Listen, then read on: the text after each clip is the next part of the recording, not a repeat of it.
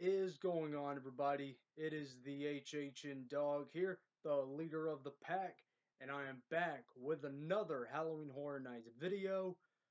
But today, unfortunately, it is my last Halloween Horror Nights video of HHN 28.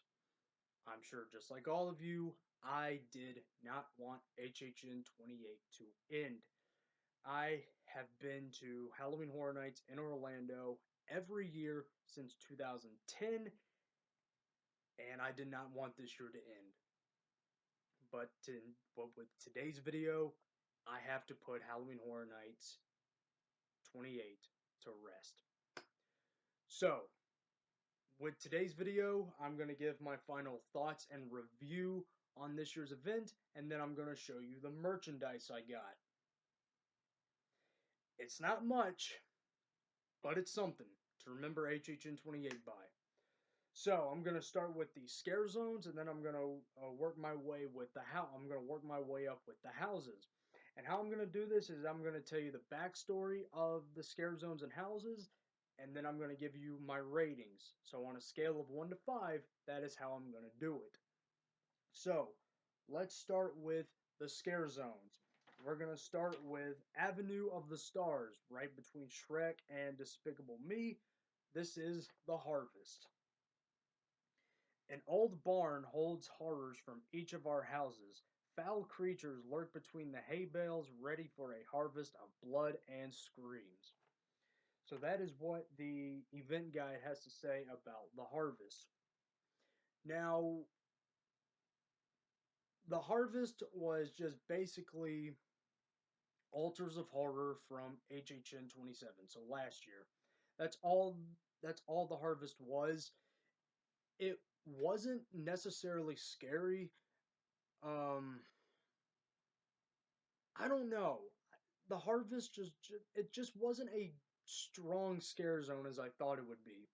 When it said this on the website, when it said that this scare zone will house um horrors from each of the houses, I was thinking, oh, so basically kind of like Altars of Horror, where we would get characters like 11, maybe Michael Myers, maybe the babyface killer from Happy Death Day, maybe Sam, maybe some Purgers, or maybe a character from Poltergeist, maybe Carol Ann. I don't know. It wasn't what I thought it was. And what I mean by that was it wasn't great. Basically, all they had in the scare zone was these photo opportunity stands of the IP houses. So you had Stranger Things, Trick or Treat, Poltergeist, Blumhouse, and Stranger Things, Trick or Treat, Poltergeist, Halloween 4, and Horrors of Blumhouse. That's basically what it was. Nothing too exciting, and the costumes that were used in the scare zone were basically pretty much from Scarecrow the Reaping last year. So the Harvest, nothing too exciting about it, not scary. If I'm going to be brutally honest, wasn't great, wasn't a good scare zone. I think it was just there, and it definitely wasn't what I thought. Like when it said from each of our houses, like I said earlier, I thought you would see character IP intellectual property characters, but not what it is, not what it was, not what I thought it was. So I'm gonna give the Harvest a 2 out of 5. Next, we head over to Central Park, where we have Twisted Traditions. An ancient evil has been reawakened and transformed Halloween into an abomination. So, if you know about the history of Central Park and Universal Studios Florida with Halloween Horror Nights, Central Park is mainly the home to the traditional scares, the traditional Halloween scare zones. Like in the past, we've had, of course, like this year, we've had Twisted Tradition. For 27, we had Trick or Treat. For 26, we had Lair of the Banshees or Banshees Lair or however you call it. For 25, excuse me, we had Evil's Roots. It's basically Central Park is basically the home to the traditional Halloween scare zones with a evil twist. And this one was no different. This one was very beautiful to walk through. They had the similar thing like Trick or Treat with the pumpkins lit up in the trees all along the trees in Central Park. Very beautiful scare zone. Um, the characters in the scare zone. There was some characters in the zone with pumpkin heads, and the pumpkin innards were coming out of their mouth. Very scary looking creatures, and then also had characters in Halloween costumes, and then a little Easter egg for us Halloween Horror Nights fans. They had a sign at the entrance to Twisted Traditions that says "Welcome to Cary, 1843." Of course, Cary, Ohio, being known to be used in a lot of backstories for haunted houses and scare zones at Halloween Horror Nights. And then to the right, I think it's to the right, from what I remember, there was a church. That thing was very awesome. Mike Aiello, who is a creative genius, who is a mastermind, a real creative genius, smart guy at Universal. I think he said that church went up in like a day or two. Like that. He said like that church went up in a day or two. That is amazing because that lets you know how hard the team at Universal works to make sure that everything is right for Halloween Horror Nights. Like inside the church, you heard screams. You heard, um, I think you heard like screams. You heard people talking from inside. That was really amazing. Twisted Traditions, a beautiful scare zone, lit up at night as well. I'm gonna give Twisted Traditions a 4.5 out of 5. Next scare zone, it is Vamp 85 New Year's Eve. As the ball drops in New York City, this New Year's bash is about to bite, literally. So Vamp 85, of course, what I guess you can call it a sequel to Vamp 55 from HHN 26. Vamp 85 this year, of course, this year's overall theme of the event was set to the 1980s, so Vamp 85 was perfect. So the everything about this scare zone was absolutely incredible, from the music to the characters you saw to the overall aesthetics of Vamp 85. You saw a vampire prince. Yeah, you saw a vampire prince in the scare zone. You saw a vampire Michael Jackson. Mhm. Yep. You saw a I think she was there opening weekend. I didn't really pay attention, or I did pay attention, but I didn't really, look at the characters because my mind was like so boggled up because of how awesome the scare zone was. I think there was a vampire Cyndi Lauper, and then the best thing of them all, I saw a glimpse of him, and I had to ask Blake Braswell, who worked on the scare zones this year. Shout out to Blake. Had a nice conversation with him. Uh, I looked at Blake and I said, "Now, Blake, I don't know if it's him or not, but is that really a vampire Freddie Mercury?" And Blake Braswell looked at me and said, "Yes." There was a vampire Freddie Mercury in the Vamp 85, and I was so happy because I love Queen's music, so seeing a vampire Freddie Mercury was awesome. Overall, the music in the scare zone was absolutely amazing, and Blake Braswell said that the music was leading right up into 1985, nothing after. Like everything was before 1985. You had like I think one song was Prince's When Doves Cry, Michael Jackson's Thriller, AC/DC's Shoot to Thrill, Cyndi Lauper's Girls Just Want to Have Fun, and then the highlight of it all, the ball drop. New Year's Eve is known for the infamous ball drop. And Blake Braswell was not kidding when he said that when the ball drops in 1985 Lights Up, it is a feeding frenzy, and he was not kidding. The music changed. Excuse me. The vampires went crazy. Everything about this scare zone was awesome. So I'm going to give Vamp 85 a 5 out of 5. Now, next, we head over to the streets of Hollywood where we have Revenge of Chucky. Chucky, the world's deadliest doll, has brought a toy fair to gruesome life on the streets of Hollywood. Twisting childhood toys into nightmares, you'll be dying to play. So, Revenge of Chucky, I think in the backstory it was basically Chucky taking over this good guy doll's toy fair, and in this toy fair it is celebrating the 30th anniversary release of the original good guy doll. I think that I Yeah, I think that's what it was. So Chucky, being who he is, has possessed all these infamous toys from the 80s, have possessed all these toys and are basically causing mayhem in this scare zone. Uh, you saw killer Cabbage Patch Kids. You saw killer Care Bears with sharp teeth. You saw Green Army Men.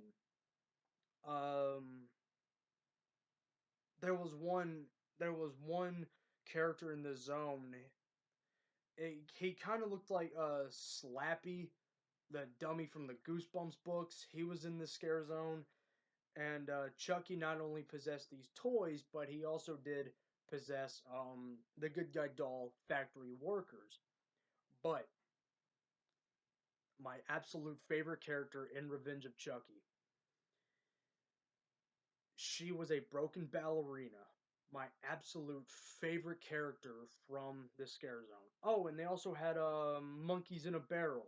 They also had the monkeys in a barrel, which was my favorite toy as a kid. I had monkeys in a barrel when I was a kid growing up. I love monkeys in a barrel, so seeing that was really awesome. But the broken ballerina was my favorite character. She was awesome. Uh, and the actors who they got to play Chucky, spot on of what Brad Dourif sounded like in the films. And I don't know how often they did it throughout the night. I just know I was lucky enough to get it on camera, which is in my Revenge of Chucky Scare Zone video. Make sure you check that out.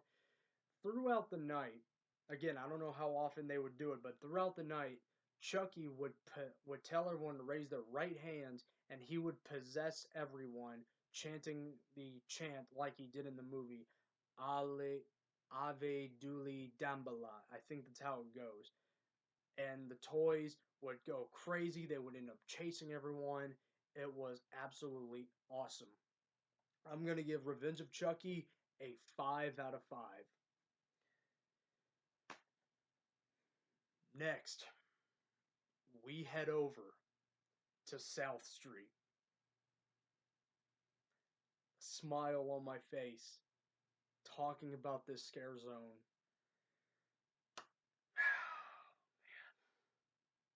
I'm like so happy talking about this scare zone. The final scare zone is Killer Clowns from Outer Space. Here we go. An interstellar circus tent has landed on South Street. At this circus of fear, the joke's always on you.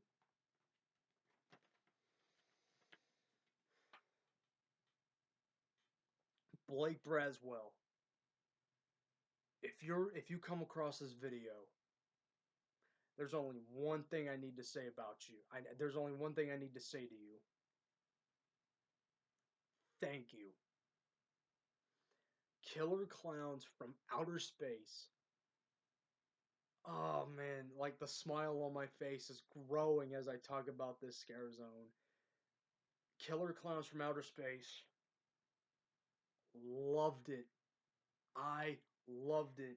You saw all the killer clowns. You didn't see all of them, but you saw like I've got the names right here. You saw Jumbo, Fatso, Shorty, my favorite killer clown out of them all. Rudy, Spiky, Slim. Uh, you saw the female killer clowns, and then you saw Deb from the movie with the baby killer clowns that formed from popcorn. You saw her being attacked by the baby killer clowns. This scare zone right here was absolutely amazing. The music, you heard the soundtrack, and then you heard the best song ever, Killer Clowns by the Dickies. You heard that song in this scare zone. Everything about this scare zone was so incredible. And I cannot express it enough. Like I'm looking at myself right here in the camera and the smile on my face. I was just so happy with this scare zone. You saw the the Terenzi brothers with the ice cream truck. You saw the Terenzi brothers with the ice cream truck. It was amazing. The cotton candy cocoons. You saw the cocoons up all along the streets of South all along South Street. You saw the circus tent being projected on the walls, and then the tent would lift off, and then you would see the shadow puppets, just like you saw in the movie. I loved this scare zone so much, and the I can't forget about the cast who played the killer clowns, who played the Terenzi brothers, who played Deb. You all, if you come across this video, I want you to know that you all did a killer job. Yes, the pun intended. You all did a killer job. Great job.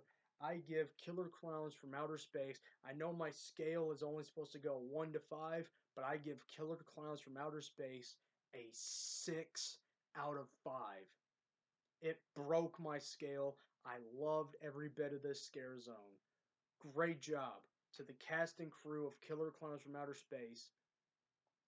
And I saw videos of it on YouTube where as the event kept going on, the Killer Clowns would have a dance party to the Killer Clown song by the Dickies, and that party looked amazing.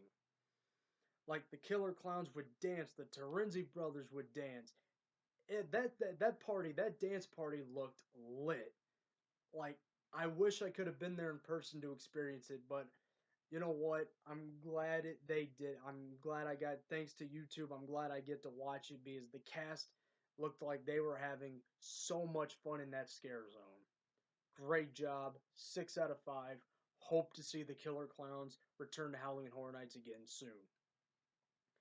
Now it's time for the houses.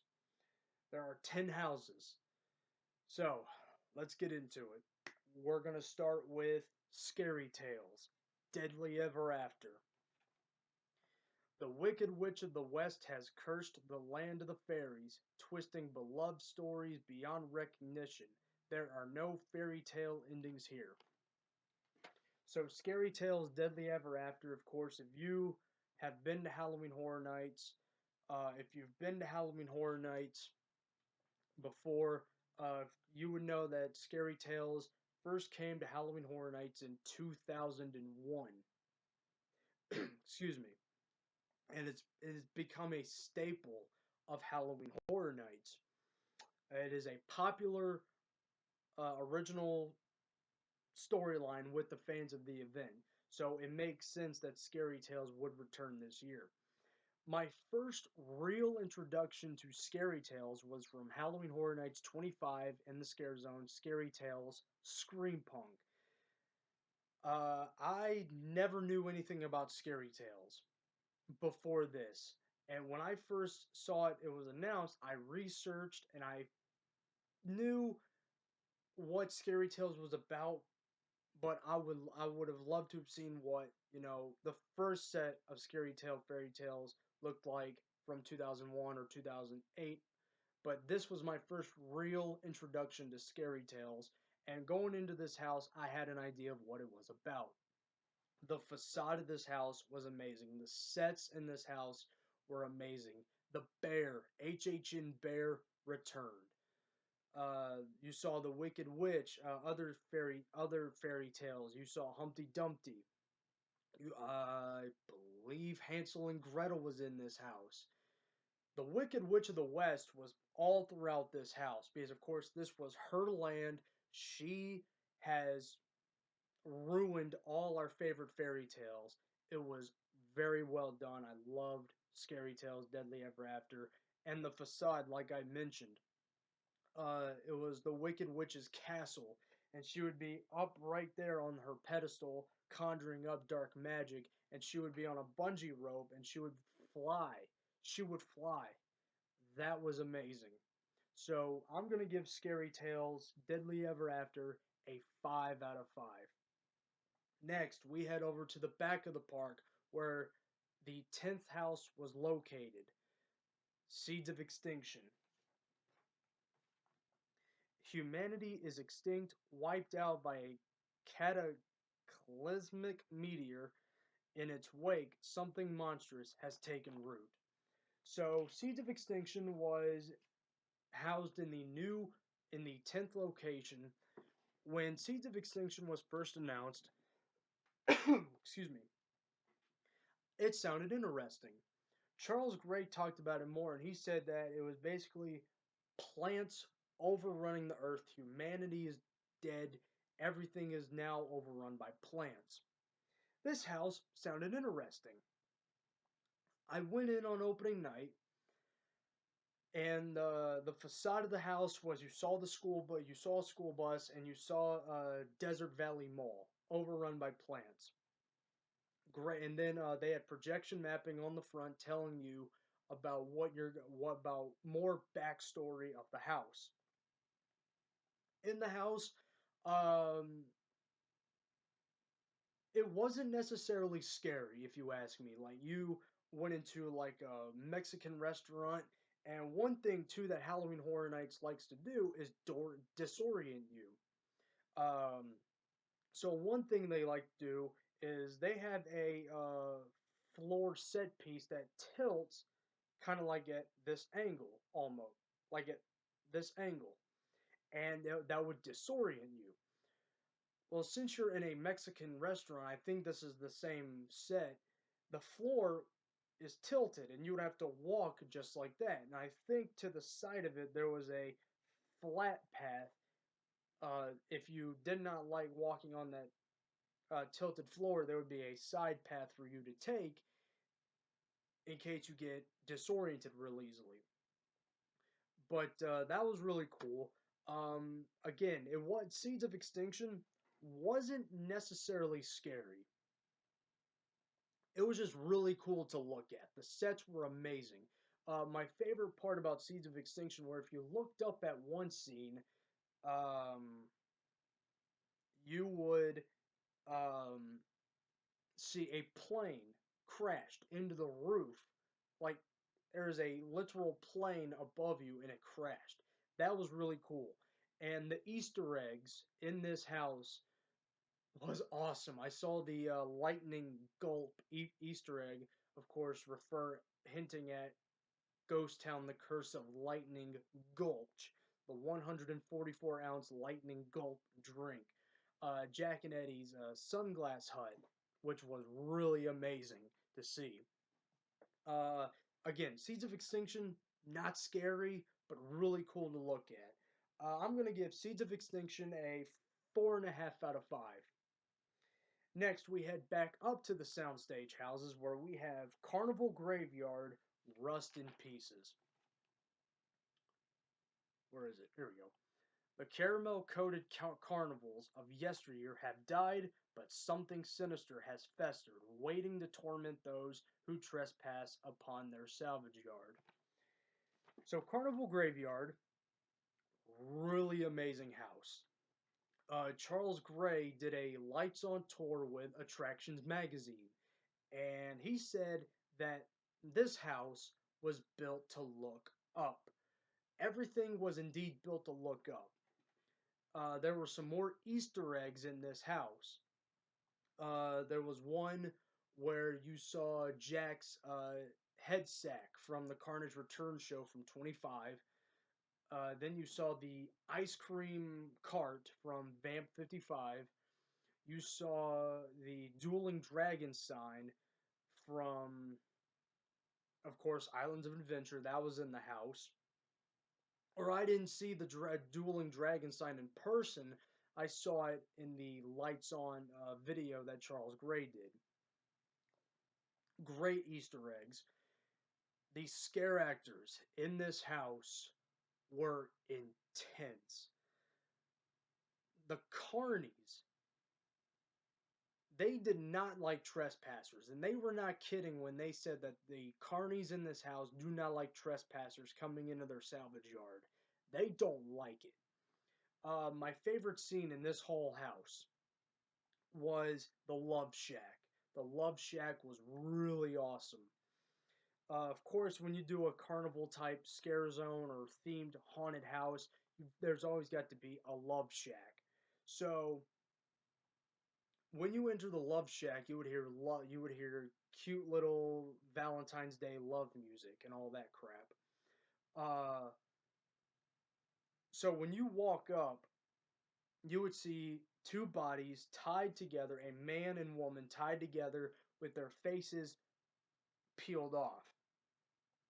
And from the right and left in front of you, two carnies would come out, face you. They would make out with the people's faces on their own faces, and they would look at you and then jump at you and then go back into their boo doors or boo holes. That was really awesome. I loved that scene the most. Carnival Graveyard, really amazing sets. And of course, he was right. Everything was built to look up, and everything was amazing. And then another cool character they had was you entered this one room of the house where it had rotting animatronic figurines. So if you looked up, you would see this clown scare actor do like animatronic movements, kind of like move left, move right, move his arms like this, move his head, and then out of nowhere, the clown scare actor would jump on a bungee cord. That was really cool to look at. I got to see that. But Carnival Graveyard, really awesome house. I give Carnival Graveyard a 5 out of 5. Next, we head back to the back of the park in the Sprung tents where we have Dead Exposure, Patient Zero. Fear will infect you, plunging you into darkness against a plague of swarming, fast-moving zombies. So, if you follow Halloween Horror Nights on Twitter at Horror Nights ORL, they released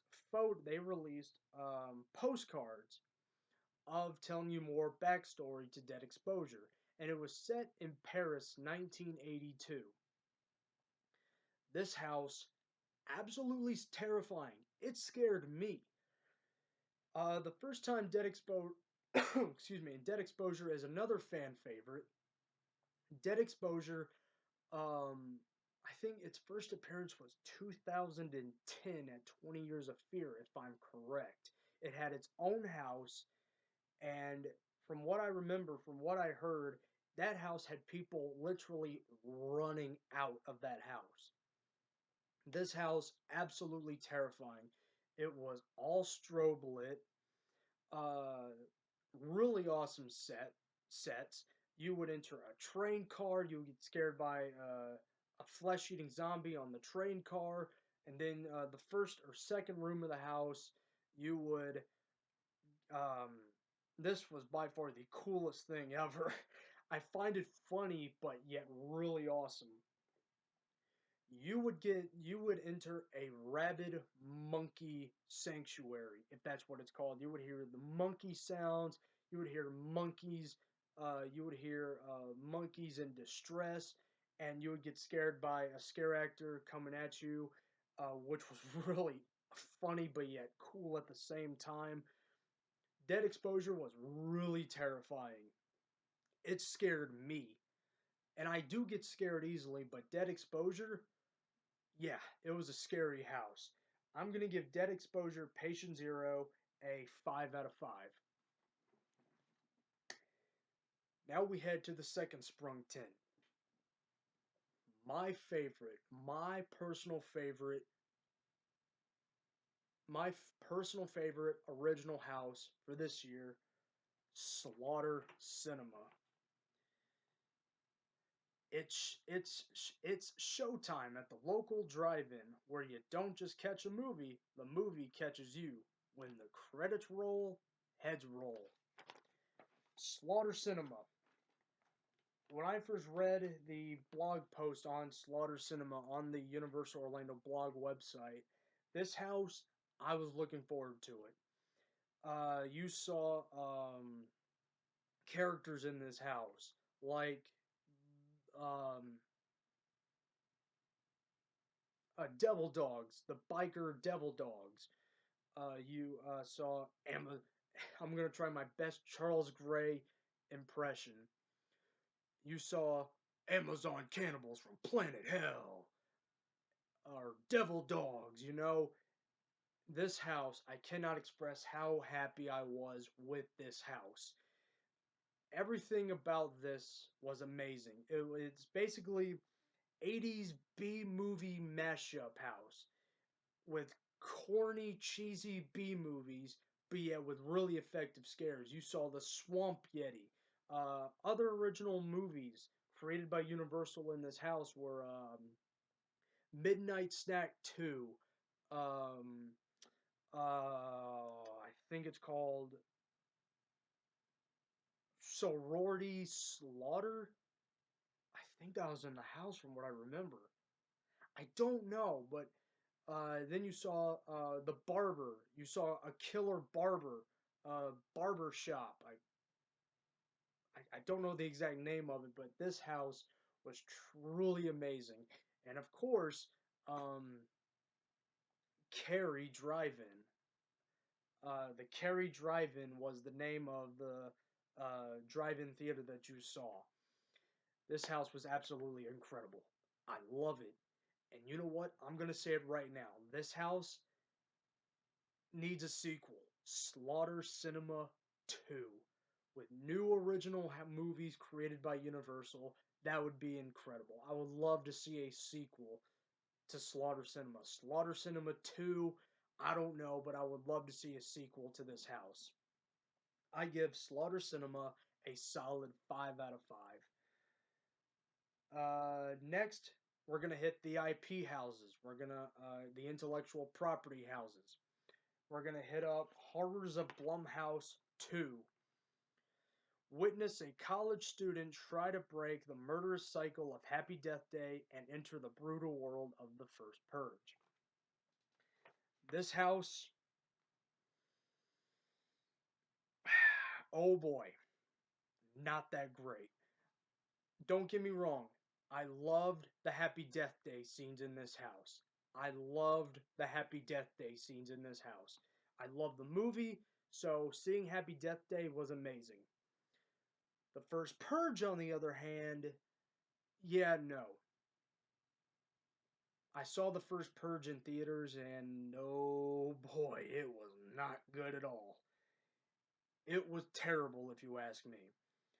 But again, Happy Death Day, seeing it in this house was amazing. I loved seeing Happy Death Day. But the First Purge, yeah, no. I have I don't have a lot to say about this house. So right off the bat, I'm gonna give Horrors of Blumhouse a 3 out of 5, just for the Happy Death Day scenes.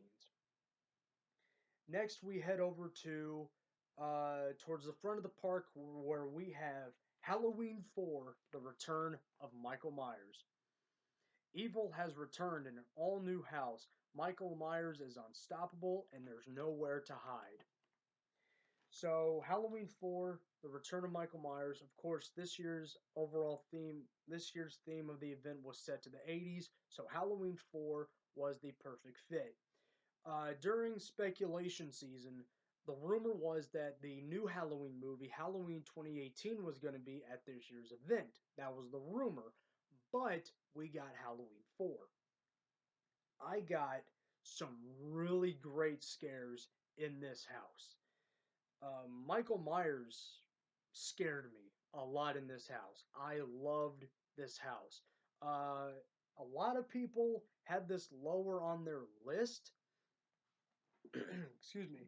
A lot of people had this lower on their list because they said it wasn't good, but I love this house. I got some really effective scares in this house. My favorite scare was a distraction scare where it was going towards the end of the house where you saw a static figure of, or I think it may have been a static figure of Michael Myers, and you looked at it. I didn't even pay attention to the Jamie scare actor right here next to her uncle Michael. So if you looked at Michael, Jamie was standing right there, still as can be, and Jamie pops out, scares me, and it got me. Great scare. Just like the movie, you saw Michael in bandages when you first saw him in the when you first saw him in the mental hospital. This followed very closely with the movie. You saw Sam Loomis scream no, just like he did in the movie. This house, very well done. I loved it. I'm going to give Halloween 4 a 5 out of 5. Excuse me. Next, we head back to the first parade warehouse where we have Trick or Treat. This terrifying house is breaking all the rules of our Halloween tradition. That's it. That's what it says right here in the event guide. So Trick or Treat, of course, last year from HHN 27 was a scare zone, and they brought it back this year as a house in the parade building. This house very well done. I didn't get a lot of scares. I did it twice, once with a group of friends and then once by myself. I got, I think, like 3 scares in my second go around. But my first time, I didn't get that many scares. But I was very satisfied with this house. You saw, of course, everything you from the film. You went into Mr. Creek's house. You saw the stairwell with candy. You saw the school bus massacre with the decomposed kids. That was my absolute favorite scene in this house. Was the decomposed kids, the school bus massacre. My absolute favorite uh, scene in this house. Very cool. Again, didn't get a lot of scares in my first go around, but I did get a couple scares in my second go, my second run through. I'm gonna give Trick or Treat a 4.5 out of 5. Next, we head to the front of the park where we have Poltergeist. That's right, Poltergeist. Uh, Restless spirits have overrun the infamous house atop a cemetery and will lure you into a place between life and death. Don't get lost in the light. This house. Yeah, this house. Poltergeist. Nothing negative. Nothing negative to say about Poltergeist. When this house was first announced, I was looking forward to it, but it wasn't one of those I was hyped about. When I first put my rankings of what houses I'm looking forward to, Poltergeist was, I think, like maybe 5 or 6. And boy oh boy did Poltergeist change my opinion. Poltergeist, very well done, very scary house. The sets in this house were absolutely incredible. Excuse me. Charles Gray said that you would enter the climax of the film, so you entered the pool where the crypts rose from the ground, and as you entered the facade, you heard Mr. Freeling, played by Craig T. Nelson, say, "You son of a bitch! You moved the headstones, but you didn't take the bodies." That infamous line. That infamous line. You heard that, and you saw all our favorite characters from the film. You saw Mrs. Freeling yell out, "Don't touch my babies!" You saw the son. I can't think of the son's name off the top of my head. You saw him getting attacked by the clown. You saw Carol Ann with her hands up on the TV above you. You saw the fate. You saw the guy's face where he peeled off his own face in a nightmare sequence. Everything about this house was absolutely amazing. I loved it. And for the cast and crew, the cast, if you come across this video, like I said before, I have nothing negative to say about this house. This house, absolutely amazing. I loved it. Great job on a great run. I loved every second of Poltergeist. Round of applause. Round of applause. Great job. I'm going to give Poltergeist a 6 out of 5. It broke my scale. 1 to 5, forget it. Poltergeist, I'm going to give it a 6 out of 5. Next, or lastly, and certainly not least, we've got Stranger Things. Halloween Horror Nights takes you deep inside the haunting world of Stranger Things. The Demogorgon is hunting in our world now. This house, I love Stranger Things. I love the show. um, this house was really well done. It was really well done. I got great scares in this house, but to be honest with you, if I'm going to be brutally honest with you guys on this, Stranger Things, not as great as Poltergeist. That's my opinion. Stranger Things, of course, it had all the characters and the kids. Patrick Braillard, who is one of the creative geniuses behind Halloween Horror Nights. Um, the characters in this house were spot on of the cast from the show. Dustin looked like Dustin from the show. Lucas looked like Lucas from the show. Mike looked like Mike from the show. Hopper looked like Hopper from the show. Mrs. Byers looked just like her from the show. The Demogorgon, holy cow. The Demogorgon was scary as hell in this house. The one scare that got me in this house, you entered Hawkins Middle School. There was this wall, and it was a see-through wall. I don't know the exact name of it, but when a light, it looks like a regular wall, but when a light appears, you can see through the wall. When that light came on and you saw through the light and you saw the Demogorgon, that scared the hell out of me, to be honest with you. That scared the bejesus out of me. And after the light went off, I looked. There was a crew. There was a staff member. There was a black shirt in the corner of the Hawkins Middle School. He looked at me and laughed. And I laughed too because that scare was really effective. And you saw Eleven, the young actress. They got to play for Eleven. Looked just like her from the show. This house was spot on with the cast. I'm really happy with how this house turned out. But again, in my opinion, Stranger Things, not as scary as Poltergeist.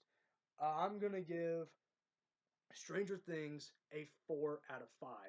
And also, congratulations to Stranger Things on winning House of the Year, which when people on Twitter found out that Stranger Things won House of the Year, they had a different house that should have won, and I had that same house as well. If you ask me, with all due respect to Stranger Things, Poltergeist should have won House of the Year. If you ask me, that's my opinion. Poltergeist should have won House of the Year. Uh, so yeah, those were my House and Scare Zone ratings. As you can tell, I did not. If you remember my HHN 27 final thoughts and review video, I ranked the houses and scare zones. This year, I did not rank anything this year because I was very satisfied with this year's event. I loved it. So, um, and congratulations to Revenge of Chucky as well for winning Scare Zone of the Year. You guys worked really hard. And then when people found out about Killer Clowns, or when Revenge of Chucky won Scare Zone of the Year, a lot of other people said Killer Clown should have won. I'm going to be honest with you guys right now. I don't want to make anyone mad, but it's just my opinion. Killer Clowns from Outer Space should have won Scare Zone of the Year, and Poltergeist should have won uh, House of the Year. So that's it. That's all I gotta say. Um, so now with the ratings out of the way, and also before I forget, I saw Academy of Villains for the first time this year. Um, I saw Academy of Villains. Yeah. I don't know. I'm having mixed feelings right now. I have mixed feelings about Academy of Villains. For one, because they were in the Fear Factor Live Stadium this year. Of course, that was the home of Bill and Ted. Um, Last year, um, I'm having mixed feelings. The Academy of Villains is becoming popular with the GP of Halloween Horror Nights. I don't know.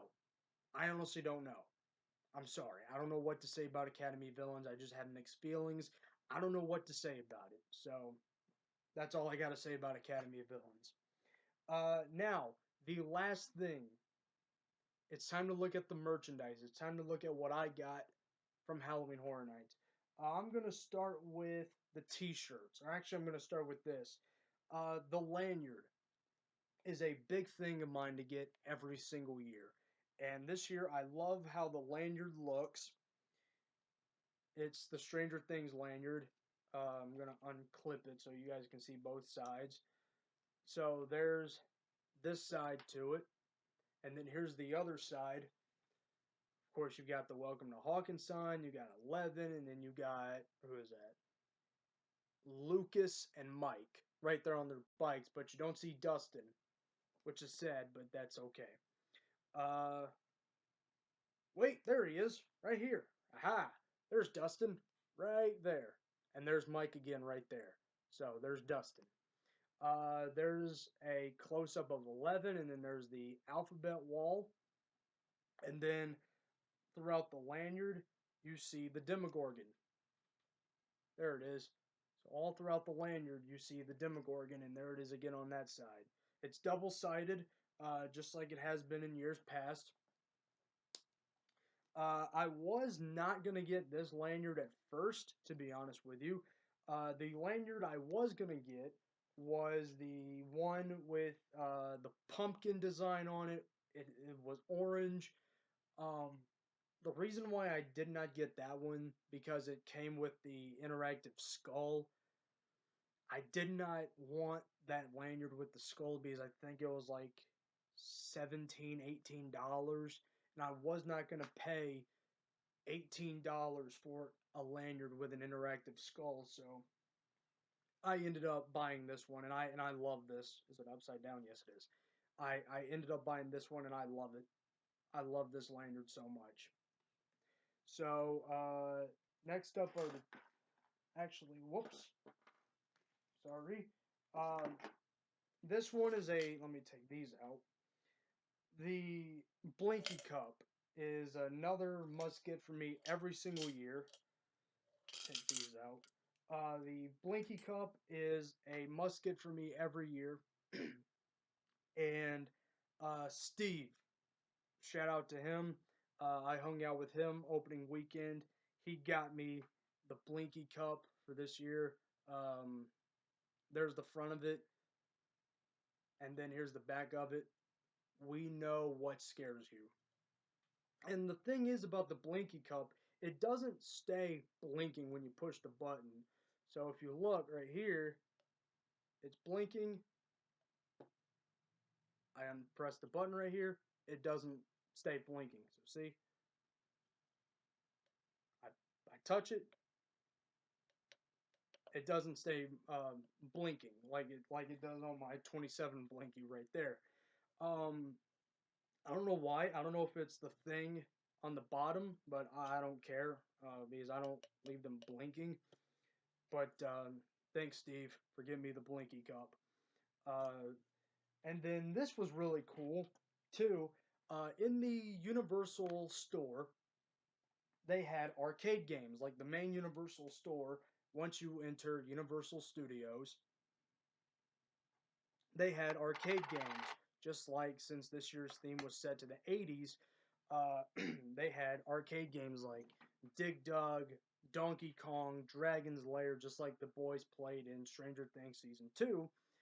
They had awesome looking tokens from this year's event. So right here, I've got 3 of them. So right there, I'll get a close up of it. There's the pumpkin that you saw in the Blinky, and then on the other side, you get the Halloween Horror Nights 2018 logo right there.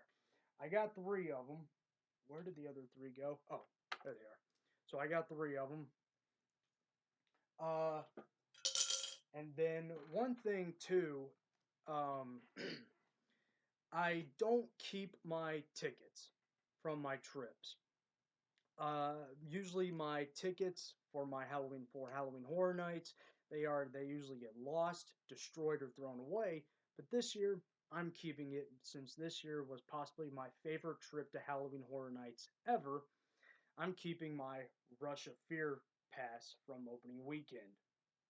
So right there's my Rush of Fear, and then I'm keeping my 2-day park to park ticket right there. So those are gonna be in my Blinky Cup along with the game tokens and my event map. And then the event guide is a must get for me every year, and I got like 5 of them right here with me. I've got a bunch more somewhere. I don't know. I don't know what I did with them, but right there. Now it's time to look at the T-shirts. I'm going to start with this one. I'm going to save the best one for last. So the T-shirt, so the house T-shirt is a must get for me every year. I love how the house T-shirt looks for this year. I love the design of it. Here's the house T-shirt for the year. True fear comes from within. I love how it looks. And then on the back, it's got all the houses, of course. There it is. So you've got Stranger Things, Trick or Treat, Poltergeist, Halloween 4, Seeds of Extinction, Slaughter Cinema, Carnival Graveyard, Dead Exposure, and Scary Tales Deadly Ever After. The Harvest is on there for some reason. Don't ask me why. I think the reason why the Harvest is on there and not Horrors of Blumhouse is because the Horrors of Blumhouse was, I think, like a last minute house for Halloween for the event this year.